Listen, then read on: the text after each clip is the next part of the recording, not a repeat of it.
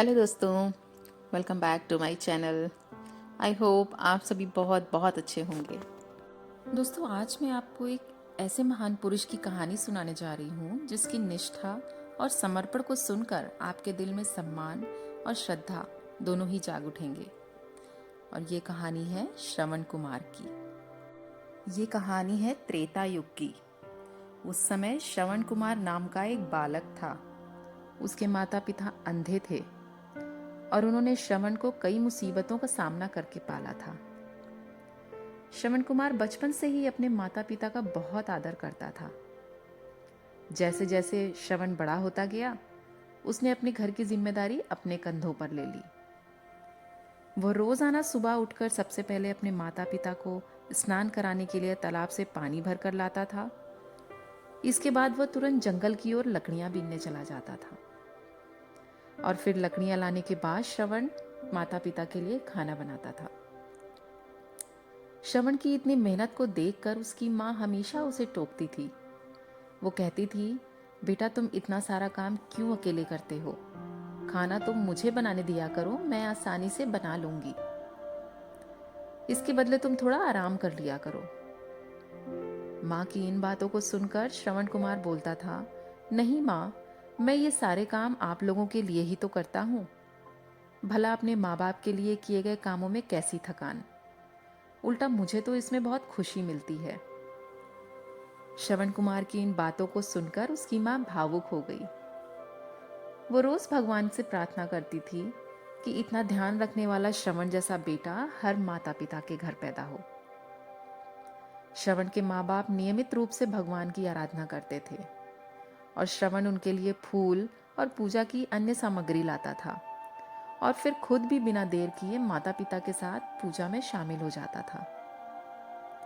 श्रवण कुमार धीरे धीरे बड़ा हुआ और जल्दी से घर के कार्यों को खत्म करके बाहर काम पर निकल जाता था। एक दिन श्रवण अपने माता पिता के साथ बैठा था। तभी उन्होंने श्रवण से कहा, बेटा तुमने हमारी हर ख्वाहिश को पूरा किया है। अब हमारी केवल एक ही इच्छा है जिसे हम पूरा करना चाहते हैं। यह सुनकर श्रवण ने उनसे पूछा, ऐसी कौन सी इच्छा बाकी है जिसे आप पूरा करना चाहते हैं? आप केवल आदेश दें, मैं आपकी हर इच्छा को पूरा करूंगा। इस पर श्रवण के पिता ने कहा, बेटा अब हम बूढ़े हो चुके हैं और हम चाहते हैं कि मरने के पहले तीर्थ यात्रा के लिए जाएं। भगवान की शरण में जाकर हमें सुकून की प्राप्ति होगी। अपने माँ बाप की बात को सुनकर श्रवण कुमार ये सोचने लगा कि वो इस इच्छा को कैसे पूरा करेगा। उस समय बस और ट्रेन की सुविधा भी नहीं थी। साथ ही उसके माता पिता देख भी नहीं सकते थे। ऐसे में उन्हें तीर्थ यात्रा कराना भला कैसे संभव हो पाता। तभी श्रवण कुमार को एक तरकीब सूझी। वो तुरंत बाहर गया और वहां से दो बड़ी टोकरी लेकर के आया। उसने उन दोनों टोकरियों को एक मजबूत डंडे में मोटी रस्सी के सहारे लटकाकर एक बड़ा तराजू बना दिया। फिर श्रवण कुमार ने उस तराजू में अपने माँ बाप को बारी बारी से गोद में उठाकर बैठा दिया। उसके बाद तराजू को अपने कंधों पर लेकर उन्हें तीर्थ यात्रा पर लेकर निकल पड़ा। वो लगातार कुछ दिनों तक अपने माता पिता को एक के बाद एक सभी पवित्र स्थलों पर घुमाने ले गया। इस दौरान श्रवण कुमार ने अपने माता पिता को प्रयाग से लेकर काशी तक के दर्शन कराए। माता पिता को घुमाते समय श्रवण कुमार ने उन्हें उन जगहों के बारे में भी बताया, क्योंकि वो आंखों से दृश्य को देख नहीं सकते थे। अपने बेटे की मेहनत को देखकर उसके माता पिता बहुत खुश थे। उन्होंने एक दिन श्रवण से कहा, बेटा हम देख नहीं सकते, लेकिन कभी भी हमें इस बात का दुख नहीं हुआ, क्योंकि तुम हमारे लिए हमारी आंखें हो। तुमने हमें जिस तरह से सारे पवित्र स्थानों की कथा सुनाकर उनके दर्शन कराए हैं, ऐसा लगता है जैसे कि हमने सच में प्रभु के दर्शन अपनी आंखों से किए हों। अपने माता पिता की बातें सुनकर श्रवण ने कहा, आप लोग ऐसी बातें ना करें। बच्चों के लिए माता पिता कभी भी बोझ नहीं होते। यह तो बच्चों का धर्म होता है। एक दिन श्रवण कुमार आराम करने के लिए अयोध्या के पास अपने माता पिता के साथ रुका। तभी उसकी मां ने पानी पीने की इच्छा जताई। श्रवण को पास में एक नदी दिखाई दी। उसने अपने माता पिता से कहा, आप दोनों यहाँ आराम करिए, मैं आप लोगों के लिए अभी पानी लेकर आता हूँ। नदी के पास पहुंचकर श्रवण कुमार कमंडल में पानी भरने लगा। उसी जंगल में अयोध्या के राजा दशरथ भी शिकार के लिए पहुंचे थे। पानी में हलचल की आवाज सुनकर उन्हें लगा कि कोई जानवर पानी पीने आया है, और उन्होंने बिना देखे ही केवल ध्वनि सुनकर ही अपना तीर चला दिया। दुर्भाग्य से वो सीधा श्रवण कुमार को लगा जाकर के। तीर लगते ही वो चीख पड़ा। इसके बाद राजा दशरथ जब अपने शिकार को देखने पहुंचे तो वहां श्रवण था। वो तुरंत श्रवण कुमार के नजदीक पहुंचे और कहा, मुझसे बहुत बड़ी भूल हो गई, मुझे माफ कर दो। मुझे बिल्कुल नहीं पता था कि यहाँ कोई मानव होगा। अब मैं इस गलती का पश्चाताप करने के लिए क्या करूं कि तुम मुझे माफ कर दो। तभी कराहते हुए श्रवण कुमार ने कहा, यहाँ से थोड़ी ही दूर जंगल में मेरे माता पिता बैठे हैं, उन्हें काफी प्यास लगी है। आप उन तक ये पानी पहुंचा दीजिए और मेरे बारे में उन्हें कुछ भी ना बताइएगा। इतना कहते कहते श्रवण कुमार की सांसें रुक गईं। श्रवण कुमार की मौत से राजा दशरथ सुन्न पड़ गए।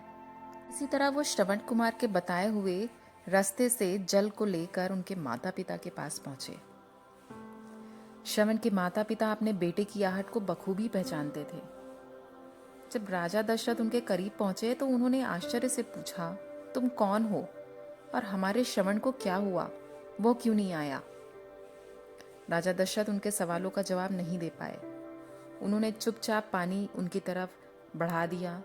तभी श्रवण की मां ने चिंतित स्वर में जोर से कहा, तुम कौन हो और मेरा बेटा कहाँ है, ये बताते क्यों नहीं? श्रवण की मां की चिंता देख राजा दशरथ ने कहा, मां मुझे माफ कर दीजिए। शिकार करने के लिए मैंने जो तीर चलाया वो सीधा आपके बेटे को जाकर लगा। उसने मुझे आप लोगों के बारे में बताया, इसलिए मैं यहाँ पानी लेकर चला आया। इतना कहकर राजा दशरथ चुप हो गए। राजा दशरथ की बात सुनकर श्रवण की मां जोर जोर से रोने लगी। उन दोनों ने अपने बेटे की मौत के गम में राजा दशरथ के लाए हुए पानी को हाथ तक नहीं लगाया। श्रवण के माता पिता ने तभी राजा दशरथ को पुत्र वियोग का श्राप दे दिया और कुछ ही देर बाद श्रवण के माता पिता ने अपने प्राण त्याग दिए। बताया जाता है कि श्रवण कुमार के पिता के श्राप के परिणाम स्वरूप ही राजा दशरथ को अपने पुत्र राम से दूर रहना पड़ा था। राजा दशरथ के इस श्राप को पूरा करने के लिए ही भगवान राम को 14 वर्षों का वनवास हुआ, जिसका माध्यम दशरथ की पत्नी कैकेयी बनी। श्रवण के पिता की ही तरह राजा दशरथ भी अपने बेटे से दूर रहे और उस दूरी को बर्दाश्त नहीं कर पाए और उन्होंने अपने प्राण त्याग दिए। इस कहानी से यहाँ पे यह सीख मिलती है कि हर बच्चे को अपने माता पिता की सेवा श्रवण कुमार की तरह ही निस्वार्थ भाव से करनी चाहिए। यही उसका सबसे बड़ा कर्तव्य है। तो दोस्तों, अगर आपको श्रवण कुमार की कहानी अच्छी लगी हो तो वीडियो को लाइक और कमेंट ज़रूर करिएगा। अगली नई कहानी सुनने के लिए हमारे साथ जुड़े रहिए और अपना बहुत बहुत ख्याल रखिए, स्वस्थ रहिए और मस्त रहिए। Thank you.